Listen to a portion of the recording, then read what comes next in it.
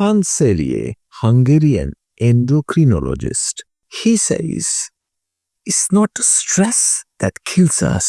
It is our reaction to it." Stress আসলেই আমাদের ক্ষতি করে না, বরং আমরা সেই চাপের প্রতি কিভাবে প্রতিক্রিয়া দিই সেটাই আসল ক্ষতির বিষয়। আপনার স্ট্রেস আসে না আপনার কঠোর পরিশ্রম থেকে, এটা জন্ম নেয় সেই অনুভূতি থেকে যখন কোনো পরিস্থিতিতে আপনার কিছু একটা করা উচিত ছিল কিন্তু আপনি পারেননি বা করেননি। আধুনিক জীবনের প্রেক্ষাপটে স্ট্রেস হলো এক বিস্তৃত মানসিক ও শারীরিক প্রতিক্রিয়া যা জন্ম নেয় আমাদের উপর ক্রমাগত চাপ, অনিশ্চয়তা এবং সমাজের আপোষহীন চাহিদার ভিতর দিয়ে। এই কারণে এটি আজকের সময়ের সবথেকে নীরব এবং ব্যাপক মহামারীগুলোর একটি। যদিও এটি সংক্রামক ব্যাধি নয়, তবু এটি ছড়িয়ে পড়ে পরিবেশের ভিতর, বাড়ি, স্কুল, কর্মক্ষেত্র, এমনকি অনলাইন জগতেও। এটি প্রভাব ফেলে মানসিক স্বাস্থ্য,